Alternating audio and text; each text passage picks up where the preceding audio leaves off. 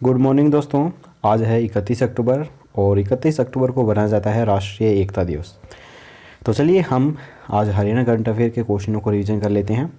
तो उससे पहले मैं आपको बता दूं कि अगर आपने अभी तक हमारी हरियाणा करंट अफेयर की कोई भी वीडियो मिस की है तो आपको वो दोबारा से देखने की ज़रूरत नहीं है।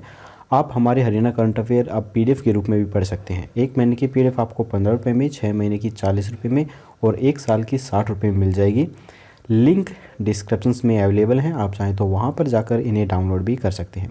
अगर आपको डाउनलोड करना नहीं आता है या फिर डाउनलोड करने में कोई दिक्कत आ रही है तो आप स्क्रीन पर दिए गए व्हाट्सएप नंबर पर हमें मैसेज कीजिए, हम आपको PDF व्हाट्सएप के थ्रू ही सेंड कर देंगे। तो चलिए शुरू करते हैं आज की वीडियो। तो पहला प्रश्न है, कांग्रेस सरकार में 2008 की भर्ती में चयनित हुए 1983 PTI को सुप्रीम कोर्ट के आदेश पर बर्खास्तगी के बाद अब राज्य सरकार उन्हें वॉलंटियर के तौर पर रखेगी। तो इन्हें अब क्या नाम दिया गया है? तो इनको नाम दिया गया है SSSA। कांग्रेस सरकार में 2008 की भर्ती में चयनित हुए 1983 PTI को सुप्रीम कोर्ट के आदेश पर बर्खास्तगी के बाद अब राज्य सरकार उन्हें वॉलंटियर्स के तौर पर रखने की तैयारी कर रही है। इसके लिए 3 दिन पोर्टल खोलकर आवेदन मांगे गए हैं। इन्हें sports and school special assistant का नाम दिया गया है। इनसे स्कूलों में कोरोना काल में अनुशासन व सोशल डिस्टेंसिंग का काम करवाया जाएगा। आवेदन के लिए कोई पत्र सार्वजनिक नहीं किया गया था। वॉलंटियर्स के तौर पर योग्यता रखने वाला कोई भी व्यक्ति आवेदन कर सकता था, इसीलिए गुपचुप तरीके से बर्खास्त PTI को ही सूचना देकर आवेदन करवाए गए हैं। करीब 1700 आवेदन जमा हुए हैं। इनसे जिलों में नियुक्ति के लिए 2-2 साइज भी ली गई हैं। इन्हें वेतन के बजाय 24,000 रुपये परिश्रमिक भी दिया जाएगा। इनका दिन का 700 से 1,000 रुपये तक के बीच पारिश्रमिक तय किया जा सकता है। 1983 PTI में 39 का निधन हो चुका है। करीब 100 से ज़्यादा नई प्रक्रिया के तहत जो ये PTI हैं ये दोबारा भर्ती किए गए हैं। इसके बाद है अगला क्वेश्चन। जल्द ही हरियाणा में सरकारी और प्राइवेट कर्मचारियों को रिटायरमेंट के तुरंत बाद पेंशन का लाभ मिलना शुरू हो जाएगा। ये योजना हरियाणा में कब से लागू होगी? तो ये योजना हरियाणा में लागू होगी 2 नवंबर 2020 से। प्रदेश के सरकारी और प्राइवेट कर्मचारियों के लिए बड़ी खुशखबरी है। रिटायरमेंट के तुरंत बाद कर्मचारी या फिर कर्मचारियों को पेंशन का लाभ मिलना शुरू हो जाएगा। उन्हें पेंशन के लिए चक्कर लगाने की जरूरत नहीं पड़ेगी। रिटायरमेंट के अगले दिन ही पेंशन मिल जाएगी। कर्मचारी भविष्य निधि संगठन ने हिसार जोन से प्रक्रिया शुरू कर दी है। पायलट प्रोजेक्ट के तहत शुरुआत में प्रदेश के हिसार के अलावा फतेहाबाद, भिवानी, सिरसा, जींद, रोहतक के करीब 10 लाख कर्मचारियों को इसका लाभ मिलेगा। इसके बाद प्रदेश के सभी जिलों में यही व्यवस्था लागू की जाएगी। पायलट प्रोजेक्ट के तहत हिसार जोन के जिला से इस व्यवस्था की शुरुआत 2 नवंबर से की जा रही है। इसमें हिसार जोन के करीब 10 लाख कर्मचारियों को लाभ मिल सकेगा। कर्मचारियों का ब्यौरा भी तैयार कराया जा रहा है। नवंबर में हिसार जोन के करीब 176 लोग रिटायर हो रहे हैं।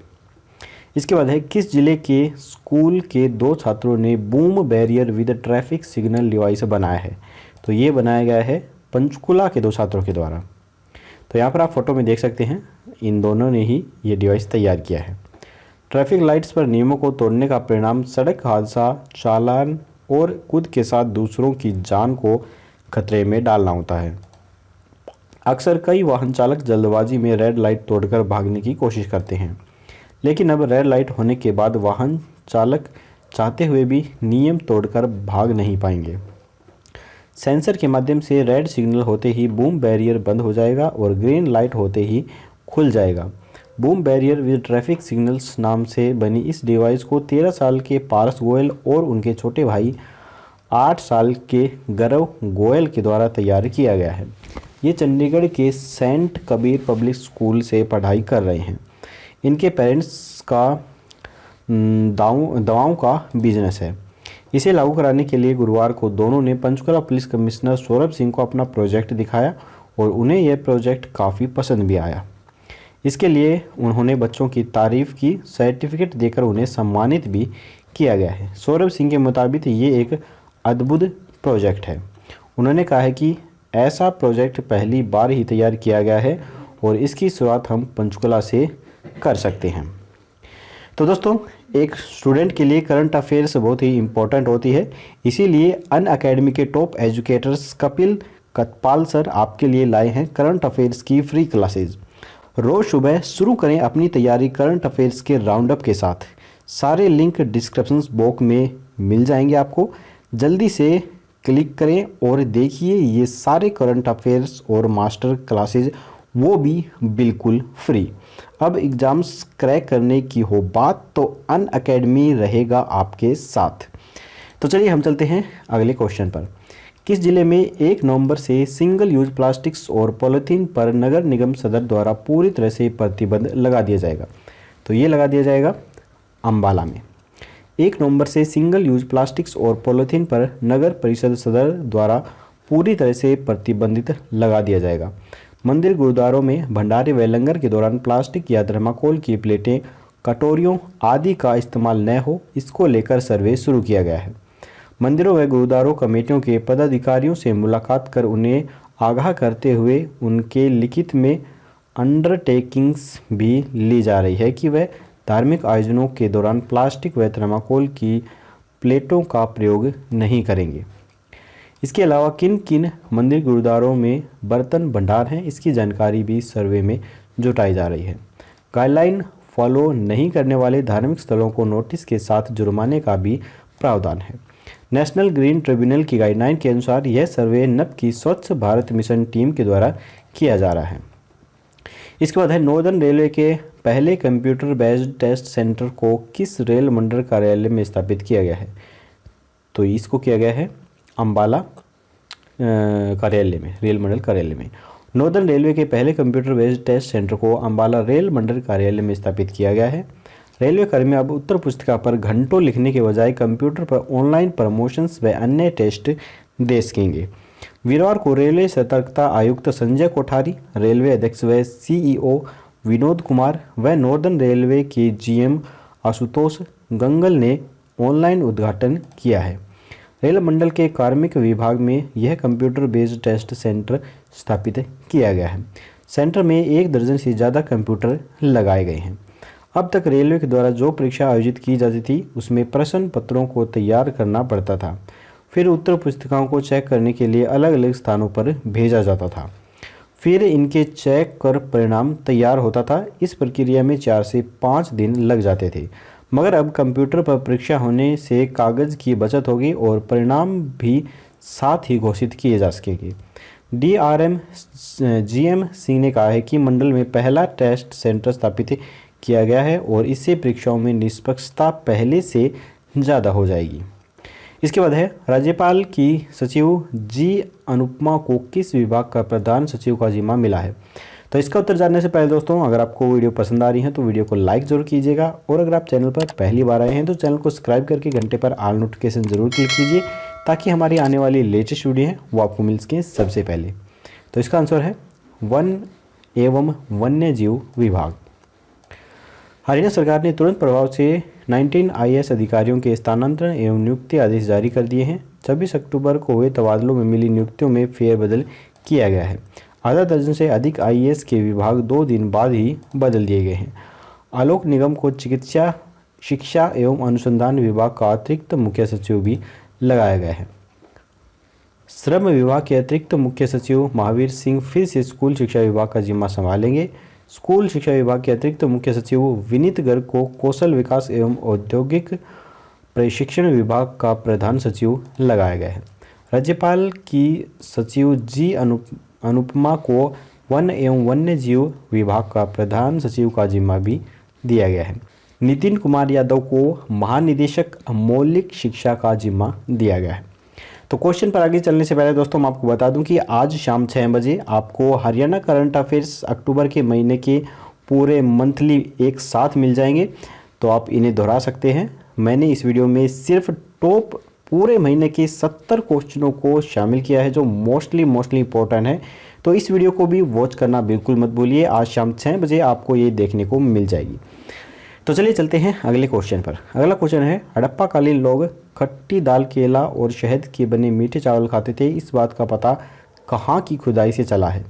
तो इस बात का पता चला है राखी गढ़ी की खुदाई से। हरियाणा के राखी गढ़ी में खुदाई के दौरान अवशेषों से हड़प्पा कालीन सभ्यता के कई और राज सामने आए हैं। तो यहाँ पर आप फोटो में देख सकते हैं, राखी गढ़ी के अंदर ये खुदाई कार्य अभी भी कंटिन्यू चल रहा है और यहाँ पर जो अवशेष मिले हैं वो आप यहाँ पर देख सकते हैं।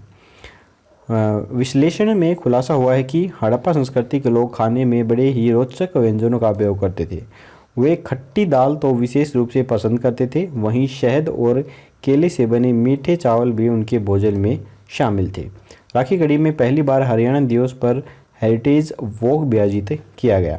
खास बात यह है कि हड़प्पा संस्कृति पर काम करने वाले पुणे के डेक्कन कॉलेज के पूर्व वीसी प्रोफेसर वसंत शिंदे पहली बार राखी गढ़ी में लोगों से रूबरू होकर अपने शोध कार्य साझा करेंगे।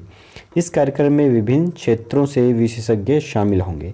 इसी कार्यक्रम से एक भाग में उन व्यंजनों का भी ख्याल रखा गया है जो हड़प्पा संस्कृति के दौरान बनाए जाते थे। हिसार के राखी गढ़ी में खोदाई के दौरान पूर्व में हड़प्पा संस्कृति से जुड़े कई सबूत मिल चुके हैं। कई पुरातत्वविद भी यहाँ लगातार खोज कर रहे हैं। इसके साथ साथ यहाँ अति आधुनिक म्यूजियम भी तैयार हो रहा है। इसके बाद है हरियाणा में कौन सा जिला सबसे प्रदूषित शहर की श्रेणी में आता है? तो ये आता है यमुनानगर जिला। हरियाणा में प्रदूषण के कारण बहुत ज़्यादा बुरे हालत हो गए हैं। राज्य में वायु प्रदूषण के कारण लोगों के लिए सांस लेना भी काफ़ी मुश्किल होता जा रहा है।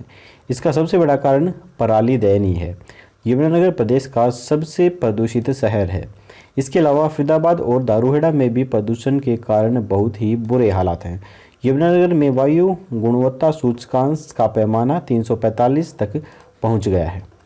प्रदेश में जो प्रदूषित शहरों का ब्यौरा है वो मैं आपको बता देता हूँ कि शहर में ज़्यादा पॉल्यूशन फैल रहा है। तो यमुनानगर के अंदर सबसे ज़्यादा पॉल्यूशन है, जहाँ पर AQI 345 है।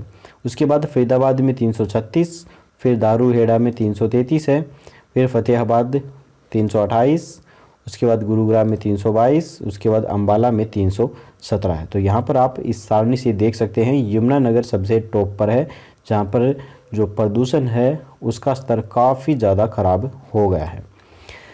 तो चलिए इसके बाद अगला क्वेश्चन है कि किस PGI में आने वाली गर्भवती महिलाओं की सुरक्षित डिलीवरी कराने के लिए हाई डिपेंडेंसी यूनिट बनाई जाएगी?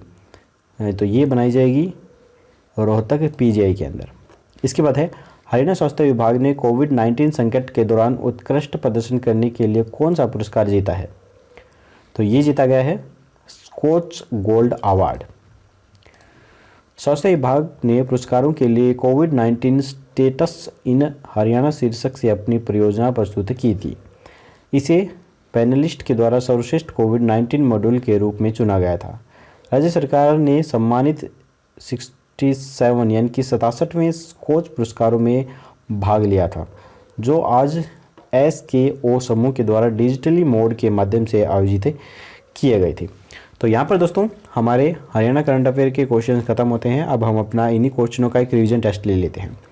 तो पहला प्रश्न है, कांग्रेस सरकार में 2008 की भर्ती में चयनित हुए 1983 PTI को सुप्रीम कोर्ट के आदेश पर बर्खास्तगी के बाद अब राज्य सरकार उन्हें वॉलंटियर के तौर पर रखेगी। इन्हें क्या नाम दिया गया है? तो इन्हें नाम दिया गया है SSSA sports and school special assistant. इसके बाद है जल्द ही हरियाणा में सरकारी और प्राइवेट कर्मचारियों को रिटायरमेंट्स के तुरंत बाद पेंशन का लाभ मिलना शुरू हो जाएगा। ये योजना हरियाणा में कब लागू होगी? तो ये होगी 2 नवंबर 2020 से। इसके बाद है किस जिले के स्कूल के 2 छात्रों ने boom barrier with traffic signal device बनाया है? तो ये बनाया है पंचकुला में। इसके बाद है किस जिले में 1 नवंबर से सिंगल यूज प्लास्टिक और पॉलीथीन पर नगर परिषद सदर द्वारा पूरी तरह से प्रतिबंधित लगा दिया जाएगा? तो ये लगाया जाएगा अम्बाला में। नॉर्दर्न रेलवे के पहले कंप्यूटर बेस्ड टेस्ट सेंटर को किस रेल मंडल कार्यालय में स्थापित किया गया है? तो ये किया गया है अम्बाला में। राज्यपाल की सचिव जी अनुपमा को किस विभाग का प्रधान सचिव का जिम्मा मिला है? तो ये मिला है वन एवं वन्यजीव विभाग को। इसके बाद है हड़प्पा कालीन लोग खट्टी दाल, केला और शहद से बने मीठे चावल खाते थे। इस बात का पता कहाँ की खुदाई से चला है? तो इस बात का पता चला है राखी गढ़ी में की गई खुदाई से। इसके बाद है हरियाणा में कौन सा जिला सबसे प्रदूषित शहर की श्रेणी में आता है? तो ये आता है यमुनानगर जिला। किस पीजीआई में आने वाली गर्भवती महिलाओं की सुरक्षित डिलीवरी कराने के लिए हाई डिपेंडेंसी यूनिट बनाई जाएगी? तो ये बनाई जाएगी रोहतक पीजीआई में आने वाली गर्भवती महिलाओं की। इसके बाद है हरियाणा स्वास्थ्य विभाग ने कोविड-19 संकट के दौरान उत्कृष्ट प्रदर्शन करने के लिए कौन सा पुरस्कार जीता है? तो ये जीता गया है स्कॉच गोल्ड अवार्ड। तो यहाँ पर हमारे रिवीजन टेस्ट भी खत्म होते हैं। अब हम देख लेते हैं कल का क्वेश्चंस। कल हमने आपसे पूछा था कि विश्व के टॉप 10 एयरलाइंस स्टॉक लिस्ट में भारत की कौन सी एकमात्र कंपनी शामिल है? तो बहुत सारे स्टूडेंट ने बिल्कुल सही आंसर दिया था, और जिन्हें नहीं मालूम नहीं बता दूं कि इसका राइट आंसर सी नंबर है, यानी कि इंडिगो कंपनी शामिल है। विश्व के टॉप 10 एयरलाइंस स्टॉक लिस्ट में भारत की इंडिगो एकमात्र कंपनी शामिल है, जबकि 9 शेयर अकेले चीनी एयरलाइंस कंपनियों के हैं। तो चलिए अब हम देख लेते हैं आज का क्वेश्चंस। आज का है क्वेश्चन ऑफ द डे, किस यूनिवर्सिटी ने किसानों के लिए टेली एग्रीकल्चर की शुरुआत की है? तो यहाँ पर 4 यूनिवर्सिटी हैं, KUK, HAU, MDU या फिर GJU। आपको राइट ऑप्शन हमें कमेंट बॉक्स में बताना है। आपको जो राइट ऑप्शन है वो कल की वीडियो में इसका आंसर मिल जाएगा। तो अगर आपको आंसर मालूम है तो हमें कमेंट बॉक्स में ज़रूर बताइएगा। तो दोस्तों यहीं पर आज की वीडियो ख़त्म होती है। अगर आपको वीडियो पसंद आई हो तो लाइक ज़रूर कीजिएगा और अपने दोस्तों के साथ शेयर करना बिल्कुल मत भूलिए। तो चलिए कल मिलेंगे ऐसी ही एक और नई वीडियो के साथ। तब तक के लिए जय हिंद, जय भारत।